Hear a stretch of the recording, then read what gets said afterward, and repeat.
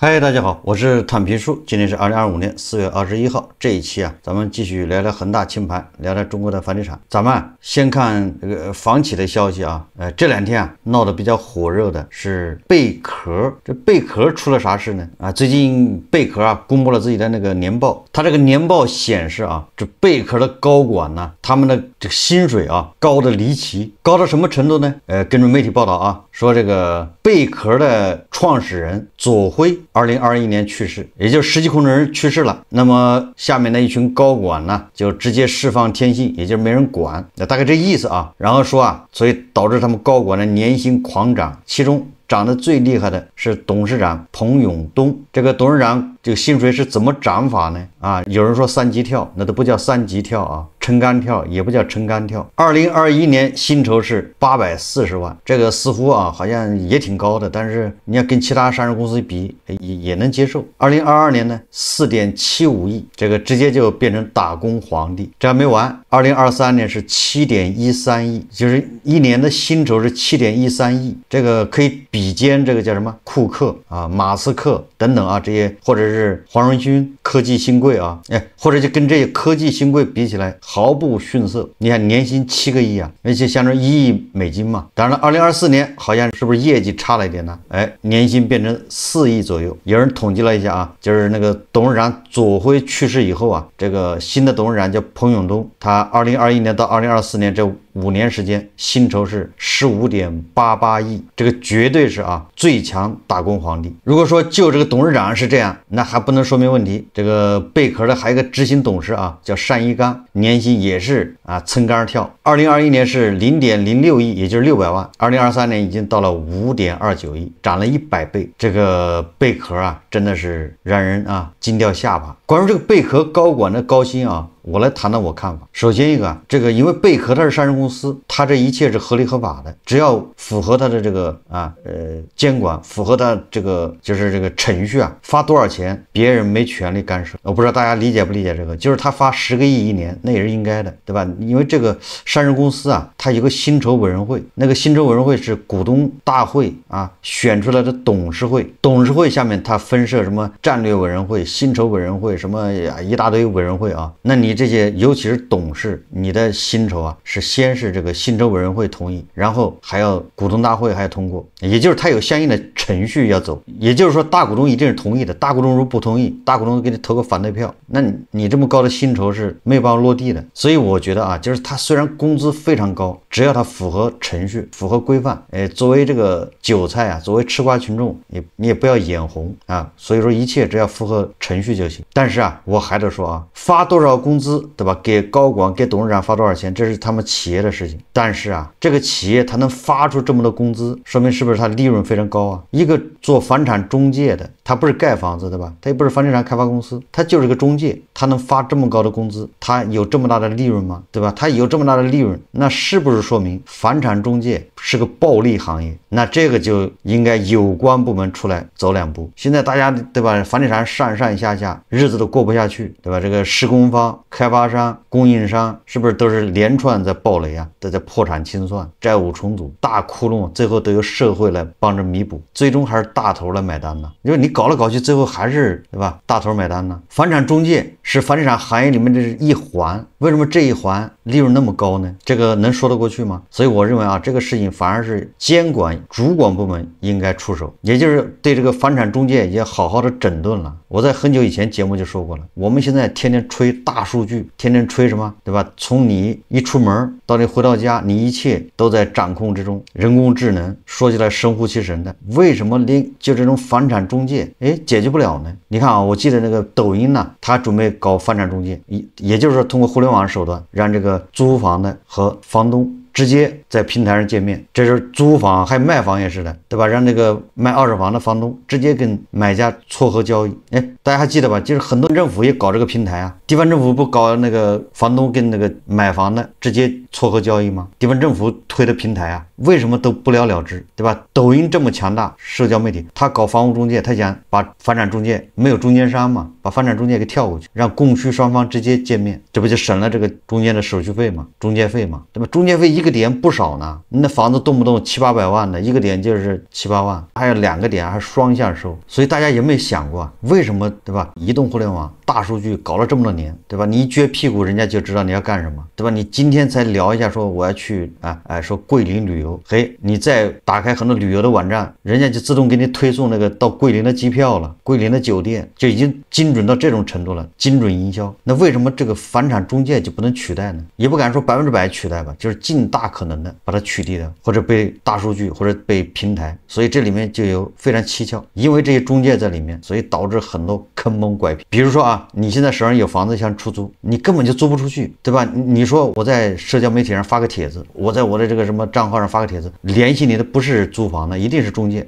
这是有房子要往出租的。还有人要租房的，比如说我想租房，我在哪儿找呢？我也在社交媒体上发个帖子，我说我要租房，好，联系你的恐怕不是房东，又是中介。这是为什么会出现这种情况？就是信息被垄断。我就觉得这个房产中介是房地产交易中的一个毒瘤，我也不能说它一点作用都没有这个咱也不能那么极端。也就是相比较它的收入，对吧？一套房子1000万，那也是几个人来谈一谈，他收几十万的中介费，他到底干了什么工作呢？做了什么事呢？对吧？我一个房子要出租，他就要收1个月的租金。所以咱们吐槽就是说这种房产中介这么高的利润暴利，因为他暴利，所以他才能给他的董事长高管发几个亿的年薪呢。他不可能不赚钱说发几个亿年薪吧？那他为什么利润这么高？所以我认为你这个贝壳，对吧？你作为上市公司，你有权利给你的高管发这么高的薪水，没毛病符合程序。但是作为主管部门就应该对房产中介要进行整顿，这就不应该有这么高的利润呢。为什么不能把这个交易费用、这个中介费压到1/1000呢？以前房地产火的时候，你说他们赚钱那也应该，现在房地产不行了，不能容忍这样的吸血虫对吧？这个整个行业都不行了，你还有蚂蟥、吸血虫扒在上面，这个不应该所以咱们看问题要看到本质，这个本质不是贝壳给高管工资发多了，而是这个行业出问题了，不健康，从头到尾低迷，但是中间居然有个房产中介他利润暴利。我还没说这个贝壳它恐怕存在这个隐形的债务，对吧？是不是公司已经像恒大一样的被掏空了，最后公司破产或者公司甩给社会去解决，高管赚得盆满钵满？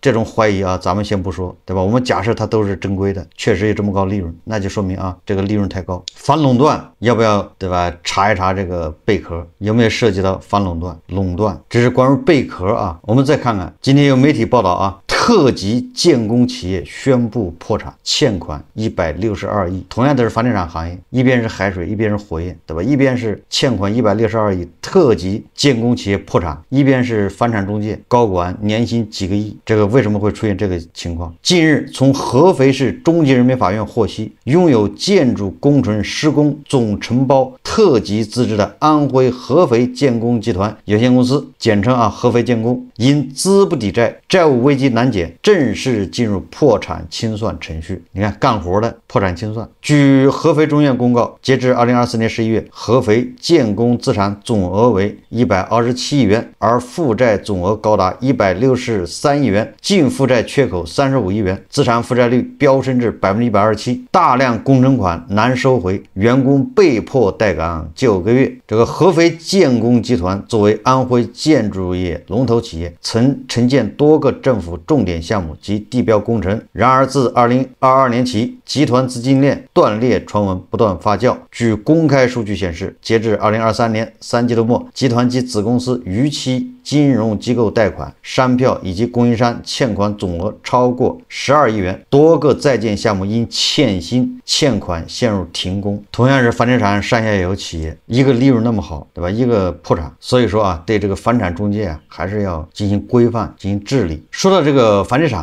我不知道大家还有没有印象，应该是10多年前吧，2013年前后，或者我记得不是特别准就是那个前后突然全国刮起一股叫特色小镇，后来就出现了文旅嘛。这个文旅概念好像就是那个时候出来的，先是特色小镇，各个地方都有特色小镇。那个比如说吧，西安的叫什么，有袁家村去喝那个摔碗酒酒喝完把那个生酒的那个碗给它摔掉好像就是袁家村吧，不知道莫名其妙就火了然后全国各地到处都建这种叫特色小镇。今天我在网上看了一个视频这个 UP 主他介绍这个人造古镇。这个人造古镇呢也符合这个特征就是一哄而上，现在呢是批量倒闭。大家看视频烧光几十亿建成的人造古镇正在批量倒闭。我们在全国各地旅游，总能看到大量千篇一律的古镇，除了名字以外，查重率高达99%，吃的都是酸奶、鱿鱼、臭豆腐，逛的都是青石板路和小桥流水，买到的都是大同小异的手工制品。这种像一个模子刻出来的人造古镇，本地人没兴趣，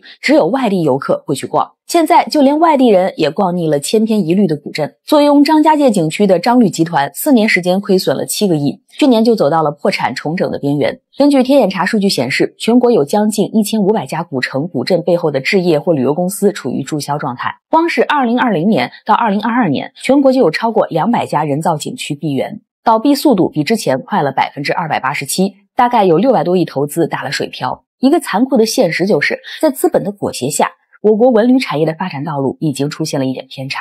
过去10年时间里，全国上下掀起了一阵文旅产业的投资热潮。光是2016年到2019年3年时间，全国主题公园投资总额就超过1.7万亿元。什么概念呢？接近同期高铁建设总投资的一半。根据国家文物局数据显示，全国的历史文化名镇数量只有312家，集中在江浙和川渝地区。但是全国已经开发或正在开发的古城镇有2800座，绝大多数都是旱地拔葱的人造古镇。而全国一共只有1300多个县城，平均每个县城标配一个古镇，还有富裕的。但是大多数人造景区都逃不过前期野蛮生长，后期一地鸡毛的规律。数据显示，2023年全国文旅企业注销数量增长了63%，其中有70%跟人造景区有关，平均每个项目的存活周期还不到5年。人造古镇的盲目扩张，使资本对市场的判断出现了严重的误差。很多景点不考虑自身的实际情况，只会一味地搬运别人的热门元素。重庆一个旅游小镇，明明定位是展现山城传统风貌，却把巴渝吊脚楼和希腊圣托里尼的风格混搭，给人留下不伦不类的印象。很多大唐不夜城简单粗暴地把 LED 灯和仿古建筑嫁接，完全不符合中式审美标准。还有这2年突然出现的户外乐园，可玩项目无非都是玻璃栈桥、彩虹滑道、卡丁车，再配上粗制滥造的人工景观和胡编乱造的故事。像这样的景区已经遍布全国大小城市。除了同质化以外，这种人造景区还有一个共同点，那就是文化割裂感非常严重，只能沦为游客打卡拍照的一次性消费场所。短期内可以营造繁荣的假象，可一旦把时间线拉长，批量倒闭才是他们的最终归宿。但是资本不在乎这些景区会不会批量倒闭，他们要的就是短时间内快速回本的商业模式，批量复制出大量同质化的项目，通过营销手段在短时间里吸引游客光顾，在潮水退去之后就抽身离开，留下的是对生态和经济的伤害。要知道，一个旅游项目的投资往往会绑定地方的国企或城投平台，一旦这个项目爆雷，那亏损最终还得由公共财政来买单。除了钱之外，人造景区对生态环境的破坏也是不容忽视的。浙江的一个人造古镇，为了节约成本、缩减环卫工人，导致景区垃圾泛滥，最终失去 A 级景区的招牌。济南某个宋代风格古城，投资近40亿，5年后成为烂尾工程，600多亩土地沦为荒地。一些城市在古城内建假古街、造仿古楼，用假古董破坏真古董，给老祖宗留下来的宝贵遗产造成不可估量的伤害。除此之外，人造景区的建设中还存在大量水泥硬化、植被破坏的问题。走同质化这条路，看似投资回报比较快，却导致古镇失去了它应有的特色和价值。没有人愿意花大价钱看一样的山寨房子，吃全国统一的地摊小吃。小区楼下的烤冷面不比花钱找罪受更香吗？这些人造古镇啊，实际上它就是脱胎换骨，这个叫特色小镇，对吧？根据这个视频介绍啊，全国有几千个古镇啊，北京也有啊。北京应该在有个叫古北水镇，那应该是中青旅跟什么啊浙江什么乌镇啊合作的。确实啊，如果你要细心一点的话，身边这种古镇泛滥，我去过啊，那个水镇啊，去了之后我才发现，原来这个造古镇啊，它是个产业。古镇嘛，也讲究一个古，要复古啊。复古什么意思？你的所有的建筑啊，这都古色古香。那这个古色古香，实际上它就是一个产业链，对吧？你看着那个宏伟的大殿啊，比如寺庙那个墙壁啊，这个一看就很古老，比如那个柱子，对吧？你看上去还以为是木头的，很有年代感，但实际上它是水泥的，对吧？它叫仿古，以假乱真，这是一个产业。全国各地到处造这种古镇，你一看还真以为它是300年前或者500年前留下来的，实际上全部是3-5年之内造的，对吧？根据视频所说啊，这样的古镇你玩个1-2个就厌倦了，没什么新鲜的，没什么意思，对吧？这种是人造古镇，当然也有一些啊，它也不能算是人造古镇，它确实比较久远。你比如说这个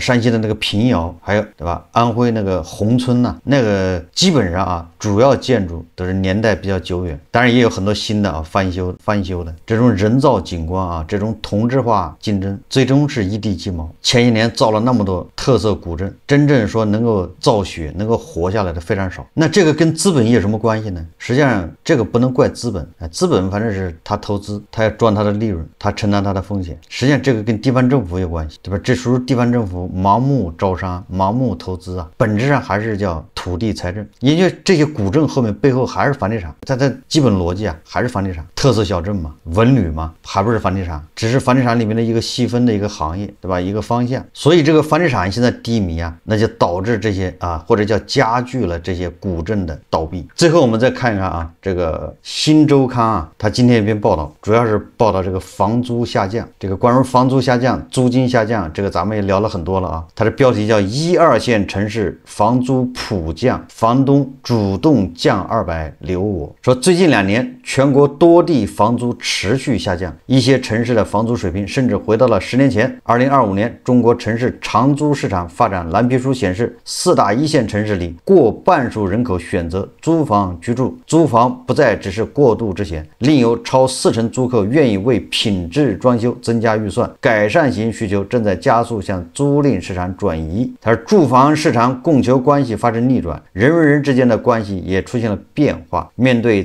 房租下行，租客们欢呼雀跃，房东们为了留住房客也甘愿接受市场泼出了冷水，两者之间关系正在悄然发生改变。这个实际上都是呼应的啊。你说房东愿意降价，实际上说明什么呢？说明经济形势不好，为了挽留这个租客，他愿意降价。那反映到那些古镇呢，你的那些店铺你也得降价，你不降价谁租呢？过去在对吧这个投资古镇的本来是希望啊能有一个好的收入，投产比啊，对吧？你店铺租金要涨，现在你那个店铺根本就租不出去，在降，连住宅都在降，就不要说那些古镇。他这个文章主要介绍几个租房客啊。万川秋水之后啊，他说老白终于接到了房屋中介的电话。半年前，老白拜托中介放租一套4室2厅的房子，位置在广东顺德荣贵。2021年刚买的时候，这套房租金是2000元，后来降到了1800元，租出去大半年，后来又降到了1500元，却一直没再找到合适的租客。和丈夫商量后，老白让中介带着租客先去参观，同时在电话里再三嘱咐，若租客觉得满意，就尽可能留住对方。那言下之意就是可以降价，只要他看上了就让他租。说老白的经历并非个案，在全国主要大城市，几乎所有的房东都能够直观感受到，最近2年房租价格像坐上了滑梯，不仅持续下滑，而且降幅越来越大。这个我这个现身说法，对吧？我在北京的房子租出去，价格直接降1/3，将近啊，接近1/3，对，要不然你就租不出去啊，对吧？这个就是经济的直接的反应。你说要经济复苏、经济好，房租不可能这么降，房租降得这么厉害，只能说明啊，这经济有问题啊，就这么直观呢。按照中指研究院50城住宅租赁价格指数，2024年全国重点50城住宅平均租金累计下跌3.25%，跌幅比2023年扩大了2.95个百分点。随着房租价格下行，租客和房东的关系也在发生微妙逆转。社交媒体上，不少租客分享自己成功降租的经历，更有人分享如何劝说房东降租，哪怕只是100块。而在另一边，手握 N 套房的房东面对市场环境大多五味杂陈，为了留住房客，再强势的房东也只能咬牙降价，接受市场泼出了冷水。租住4年后，小何的房东主动提出减租，让他又惊又喜。尽管他没有追问降租的原因，但这份难得的主动已经让他觉得相当有诚意。这个小何是湖南人呢，说2021年大学毕业后，和同乡的学妹一起来到省会长沙打拼，两人合租了一套2室1厅的房子，费用平摊后，小何每个月仅支付800元租金。对于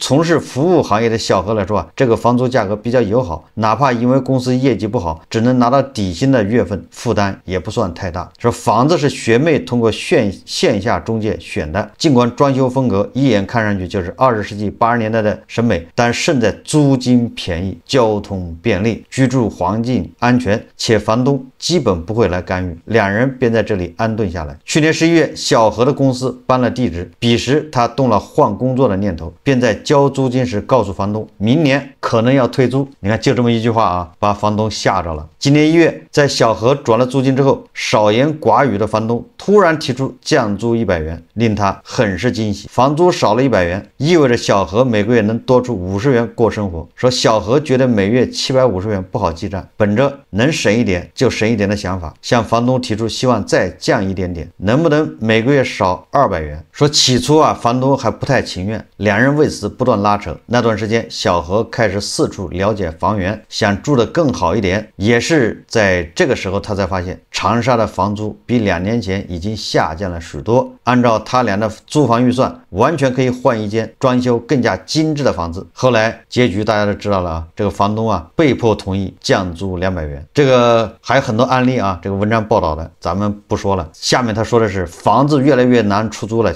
说房东这边啊。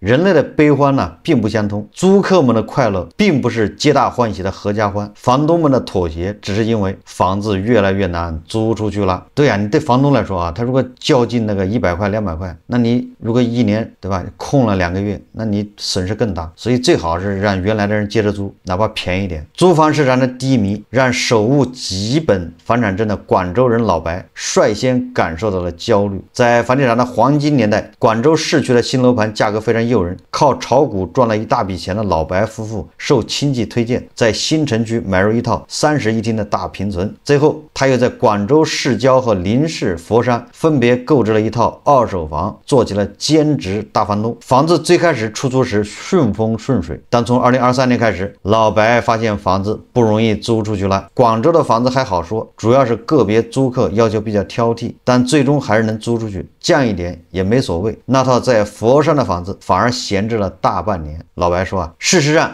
老白那套佛山的房子和顺德核心区隔江相望，地段说不上特别偏远，周边也有不少大型工业区。在老白看来，正常来讲不可能租不出去，实际上他就是租不出去。但是对租客来说呢，这个房租便宜了一点，当然生活会稍微好一点，负担稍微轻一点，但是啊也没有太大的改变。对小何的生活没有因为降租发生太大改变，毕竟一个月对他来说只便宜了100块。他不在意自己的房子究竟是买来的还是租来的，唯一担心是万一哪天失业了，我该如何继续在城市立足。并非所有人都会希望靠租房过一辈子。对于普通人来说啊，人生可能有太多的无法预料。当房价和租金一起变便宜，买房也会被部分租房者纳入人生规划。实际上啊，无论是卖房还是租房，未来恐怕都比较麻烦，因为咱们人口啊是下降趋势，而且是断崖式下跌。当一线城市的房子都不好租的时候，你想想2线3线城市，因为这些城市人口是在流出的，一线城市好歹人口还在流入，或者它保持了一个人口规模，就这个房子都不好租。那你说2线3线城市，很多城市它人口在流出，它房子怎么可能好租呢？核心地段对吧，核心的这个交通便利配套设施完善的地方，恐怕房子稍微好租一点，其他地方就租不出去啊，没有那么多人租啊，找工作越来越难。所以我们一直说啊，你上海这一线城市它那房子好租不好租，主要是看这个写字楼的空置率。如果写字楼的空置率在下降，那你那个住宅就好租，因为说明打工的人越来越多，那个城市提供的工作机会多，年轻人都愿意去，那他的总得租房，对吧？而这几年呢，北上广深的写字楼空置率是越来越高，写字楼空置率越高，说明这个提供就业的机会就越少，年轻人被迫去了别的地方啊。即便留在大城市的，他的工资啊也在下降，朝不保夕的，所以他们必然啊要租便宜的，哪怕通勤距离远的。所以这个新周刊刊登的这个关于房租下降，1、2线城市房东妥协降价，这个从侧面反映出房地产市场到底是什么样子，是那么火爆吗？是那么小阳春吗？是大家排着队去买吗？买了这个你就租不出去啊，这个说明租售比是不是进一步